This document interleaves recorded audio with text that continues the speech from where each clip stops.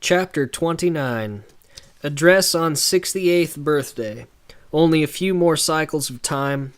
Surprise of people. All the word remedy means. Answering questions. Most sublime thought. Pleasure of granting relief. Journey from the heart to the toe. Intuitive mind. Will the divine law do to trust? Ladies and gentlemen, those of you who have received the light and those who are in partial darkness, I am glad to meet you here tonight, this being the second anniversary of the beginning of this unfinished house. We began to build it 2 years ago, and it has done great good. But without the completion of the whole building, it is very difficult for us to execute in hand the quantity of business that is now on hand, which seems to double itself every few months. This is also the anniversary of my birth. 68 times the earth has made her circuit around the sun, and every time she gets around, she says, one more circle is added to that number. We are conscious of the fact that but a few more revolutions around the sun, which constitutes 1 year for this globe, will throw us off. As a general rule, a wild mule will throw a man off sometime. So will this life buck at the right time, and you will mark a wreck. After a man has reached the age that I have, one ought not to be surprised to hear of a wreck at any time. Still, I feel sound. I have no backache, no leg ache, no headache, though my tongue and throat sometimes ache when I try to answer all the questions.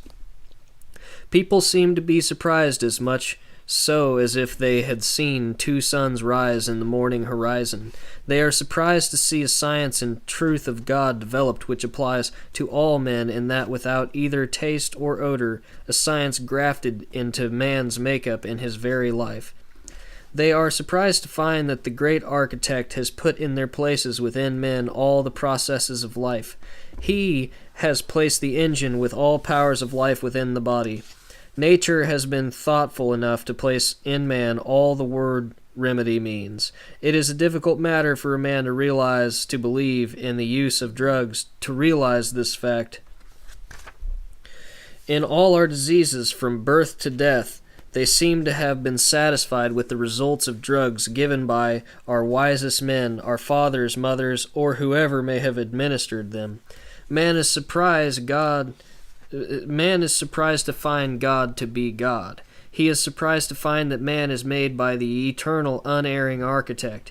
He is surprised from the rising of the sun to the setting of the same to find eternal truths of deity permeating his whole makeup. He is surprised to find that the machinery is competent to warm itself and cool itself, select its food, and satisfy its highest anticipations. We see this most wonderful sun standing before us where we never imagined a star to exist. It is the sun of eternal light and life. The thoughts of God himself are found in every drop of your blood. When a man begins to see what we are doing here, he is anxious and asks questions of anyone who knows anything about it. A world of questions are pouring upon us. I can answer from morning until night, and when I have answered all that I can on this subject, it is but a beginning. Take chronic diseases, contagions, epidemics, all diseases of the seasons. When I say we can handle them and demonstrate it to you, here stands a man who never saw it done, and his mind is full of questions. They must be answered. The very instant that you disappoint him by answering that which he thinks cannot be done except by the works of God in the hands of God, that very instant you have answered his question. He will pass on, and on the next corner when he meets you, he has a question for you to answer containing a greater % of sublimity than the first. He asks that question, then, if you are not a philosopher in the science, well acquainted with it, you have to come to a resting place for your mind. No, it does not rest when you cannot answer the questions that confront you from time to time. I would advise you to take up the philosophy and learn all you can about it, for you know the questions will come. I am satisfied and pleased to have the people ask questions and receive all the answers they can get, and after I have answered all I can through the papers or with my own mouth, I cannot even answer a moiety of them. To answer all the questions that are suggested by a human thigh bone would open and close an eternity. Therefore, you must not expect me to answer all of them. Neither must you expect this school to do that for you. You can get enough demonstrations to put you on the track to become a self-generating philosopher. It is as full of suggestions as the rising of the sun, the opening of the mouths of vegetation when the evening shades appear, moonflowers, night flowers, and all others opening their mouths to draw life from the bosom of God. The most sublime thought I ever had in my life is concerning the machinery and the works as I found them in the human construction, faithfully executing all of the known duties and the beauties of life. When I go out in the morning among my friends and one says he wants a certain class of diet, how glad I am to have that. I make each man, woman, or child exactly fill my place when the questions are asked. When she says, "My child has a sore throat," what is she hungry for? She is hungry for a longer lease on that child's days. Can I find that? Can I attack in the proper place to stop the downward tendency, the downward road to death in which that child is being propelled? If I can say, "Yes, ma'am, the throat of that child can be relieved, and it can be done by one of the simple laws as wise as the infinite can construct," that soul goes away happy.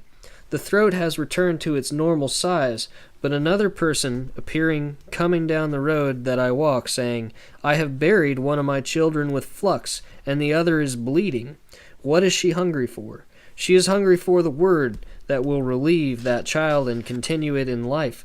Do I know what button will bring relief? If I know, and I touch it, there is number too happy. I do this, and my operators do it, and do it daily. This science, as little as is known about it, is capable of handling flux, fevers, cough, colds, chills, and in fact the whole list of diseases that prey upon the human system.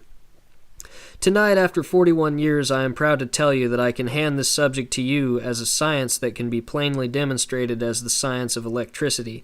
I find in man a miniature universe. I find matter, motion, and mind. When the elder prays, he speaks to God. He can conceive of nothing higher than mind, motion, and matter, the attributes of mind comprising love and all that pertains to it. In man we find a complete universe. We find the solar system, we find a world, we find a Venus, a Jupiter, a Mars, a Herschel, a Saturn, a Uranus. We find all the parts of the whole solar system in the universe represented in man. In the heart we have the solar center. The little toe will be Uranus. What is the road that is traveled to Uranus? It is from the heart through the great thoracic aorta, abdominal aorta, which divides into the iliacs, and from there on down to the popliteal, etc., until you get to the plantar arteries. When Major Abbott spoke to me of this subject 41 years ago, we talked of it as a curiosity of the day. My father was an intuitive mind. He was a sensitive man and had an intuitive mind, causing him to worry to such an extent that he would turn his compass around and go across 50 or 70 miles. For what? Because the intuitive law or law of providence sent him home. Because something worried him, something about a horse, and when he got home, old Jim was dead.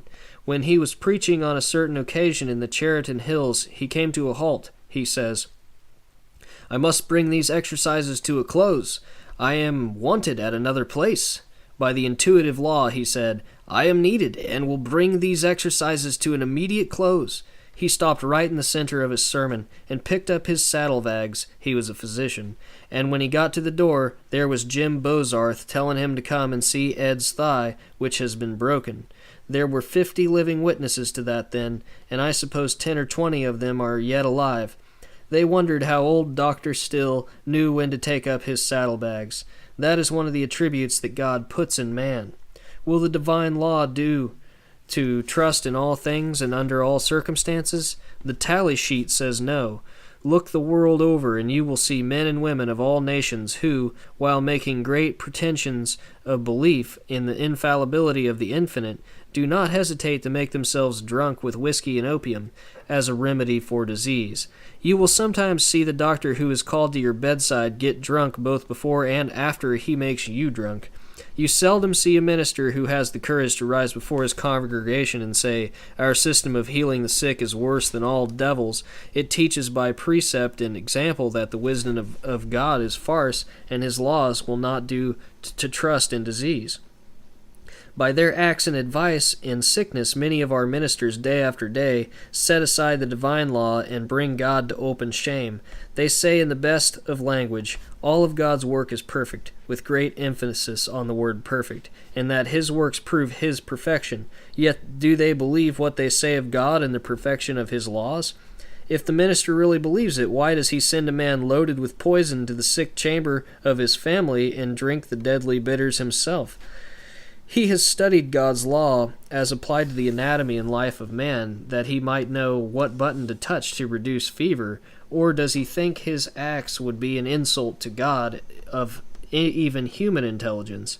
If the Infinite knows all things, he in justice would mark such divines as either liars and hypocrites or fools of the first water.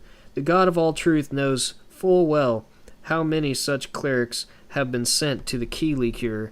Are they not the host that no man can number?